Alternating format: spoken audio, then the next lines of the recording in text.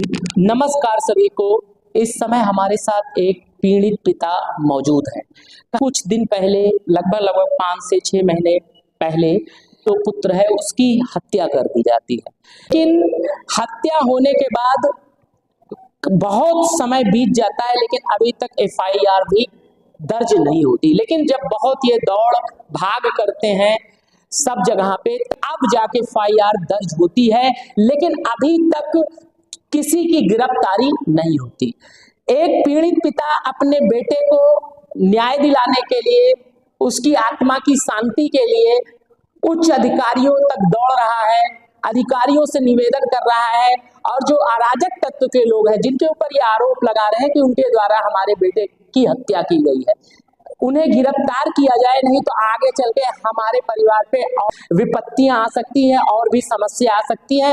हम लोगों को भी खतरा उन लोगों से है, लेकिन कहीं भी इनकी सुनवाई नहीं हो रही है और आज इनकी मजबूरी हो गई है कि इन्हें मीडिया के सामने आकर अपनी बातें रखनी पड़ रही है। आइए जानते हैं क्या मामला है और कितने तारीख का मामला है, किस महीने का मामला है, सारी जानकारी लेते हैं। और क्या कारण रहा कि जिससे आपके बेटे की हत्या की गई, किन लोगों ने की? 3 जनवरी की ये घटना है। शाम लगभग 6:30-7 बजे के अंदर में। और इसके बाद वो अशफाक अलाउद्दीन ने कहा हमसे ऐसा है, आपका लड़का का एक्सीडेंट हो गया है। हमने कहा कहाँ हुआ है, तो कहीं खुशियालगंज में एक्सीडेंट हो गया जी। तो वहाँ ले गए, हम देखे तो वहाँ इस समय हालत हमको मिला जी। कहाँ पे लेके गए आपको लोग? वो लेके गए खुशियालगंज और दुर्गापुर जो रेलवे पटरी है वहाँ पे हमको ले गए। हाँ। तो वहाँ देखे किनारे, लाइन किनारे, लगभग एक गन्ना किनारे वो पड़ा हुआ था। जी। तो आपको लग रहा था कि वो एक्सीडेंट है कि क्या, कैसे आपको क्या लगा? नहीं, तो वो हत्या था, वो एक्सीडेंट नहीं था। मुझे इन्होंने कहा एक्सीडेंट है। हाँ। हमने कहा नहीं एक्सीडेंट नहीं। उन्होंने कहा ऐसा है, चलिए आप स्टेशन मास्टर से आप मिलिए। हाँ। तो स्टेशन मास्टर ने भी अपना वो फाइल दिखाया। उन्होंने कहा ऐसा है, ये गाड़ी फला गाड़ी आ रही थी, इस तरीके से हुआ। हमने कहा ये हम नहीं मानेंगे। हाँ। हमारे लड़की का मर्डर हुआ। जी। तो उसके बाद आपने कहाँ शिकायत दर्ज कराई? शिकायत पोस्टमार्टम हुआ कि हाँ, नहीं हुआ? पोस्टमार्टम हुआ। हाँ। तो पोस्टमार्टम में क्या निकला? तो पोस्टमार्टम में उसमें 9 चोटें आई हैं। जी। उसकी गला भी काला था। अच्छा, मतलब गले पे भी चोट थी? हाँ, चोट थी। मौके जब नहाने लगे तो उसका गला बिल्कुल काला था। जी। अच्छा, रेलवे पुलिस ने पोस्टमार्टम करवाया था? थाना महाराजगंज वाले ने करवाया था। हाँ। उन्होंने कहा ये है, इसका एक्सीडेंट हुआ है। हाँ। हमने कहा एक्सीडेंट नहीं हुआ है। हाँ।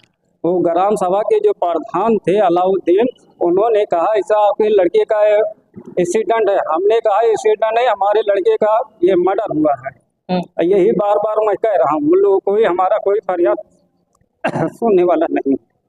जी। तो फिर आगे क्या हुआ? फिर फिर हम आए थे, एसएसपी खिया गए थे। हाँ। इसके बाद फिर डीआईजी भी खिया गए थे, आईजी खिया। हाँ। कितने महीने बाद? तो इसके बाद वो गए थे, ये 2000 जुलाई में गए थे, उनके पास गए थे तो उन्होंने आदेश दिया, तब एफआईआर दर्ज हुआ मौके पे। जी। उस समय तत्काल जब चोट निकली, पोस्टमार्टम की सारी चीजें हुई, आप पुलिस के पास गए, वहाँ के थाना महाराजगंज के जो कोतवाल रहे होंगे, कोतवाल से मिले और जो आपके चौकी इंचार्ज थे उनसे मिले, तो क्या उन लोगों ने आपकी शिकायत दर्ज की थी कि नहीं की? वो शिकायत उन्होंने कॉल डिटेल पे जो निकला था, हाँ। उसके कोई एक्शन भी नहीं लिया थाना महाराजगंज वाले ने। अच्छा। उन्होंने आज तक वो रिपोर्ट, वो जो निकला है कॉल डिटेल, उन्होंने आज तक वो छिपा रहे हैं। आज तक काहे छिपा रहे हैं? क्या कारण है? उनको क्या फायदा है? वो फायदा उनको है, तभी इस तरीके से कर रहे हैं। नहीं तो खुलासा वो नहीं कर रहे हैं। जो खुलासा करते तो आज दिन तो मुलजिम काहे खुलासा नहीं कर रही है, आप बताइए ना, क्या कारण? वो पैसा लेकर उन्होंने ऐसा किया। अच्छा। अच्छा, जिन पे आप आरोप लगा रहे हैं कि इन लोगों ने हत्या की है, वो लोग आपके रिलेशन में क्या लगते हैं और क्या कारण रहा जिसके कारण उन्होंने मार दिया आपके बेटे को? वो हमारे लड़का को वो चाचा करने जा रहे थे हज करने, तो उसमें हम शामिल नहीं हुए। हाँ, तो उसी वजह से हमारे लड़का को इन्होंने ऐसा साथ किया, हाँ, इसीलिए मार दिया क्या? इसीलिए मार दिया। और इसके बाद 12 जनवरी को उसको सऊदी जाने वाला था।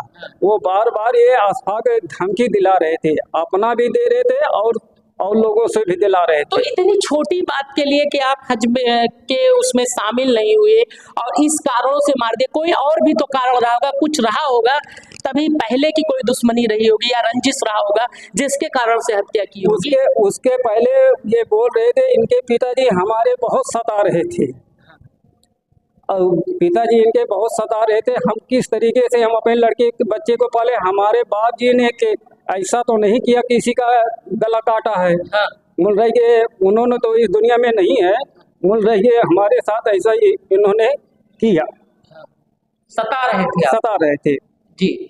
वो। और लगभग 18 साल से इन्होंने हमको परेशान कर जिस दिन आपके बेटे की हत्या हुई, आपको कितने लोगों पे सब शंका है कि कौन कौन लोग थे, कितने लोगों ने आपके बेटे को मारा है और किन किन लोगों को आप सजा दिलाना चाहते हैं? इसमें अशफाक अलाउद्दीन अजमेर, और इसमें एक और लोग है वो सुबहानी है जी, जिसका वो कॉल डिटेल में वो आया है, आज तक थाना महाराजगंज वाले खुलासा नहीं कर रहे हैं। जी। तो मुख्यमंत्री जी से और यहाँ के उच्च अधिकारियों से अब आगे आप क्या चाहते हैं, क्या न्याय चाहते हैं? हम जो सोच रहे हैं यही हमको इंसाफ मिले, हर अधिकारियों से इंसाफ मिले, इंसाफ मिले। इंसाफ मिले। जी। और आगे आपको किससे क्या खतरा है?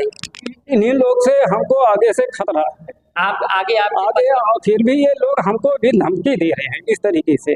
जी, अगर आपके साथ अन्य घटना घटती है, कुछ होता है, तो उसका जिम्मेदार कौन होगा? जिम्मेदार इन्हीं लोग हैं जी, इन्हीं लोग जिम्मेदार रहेंगे। कोई बात होता है इन्हीं लोग जिम्मेदार हैं जी। जो हमारे परिवार के साथ होगा कुछ, तो इन्हीं लोग जिम्मेदार। अशफाक अलाउद्दीन अजमेर, ये सुबहानी में।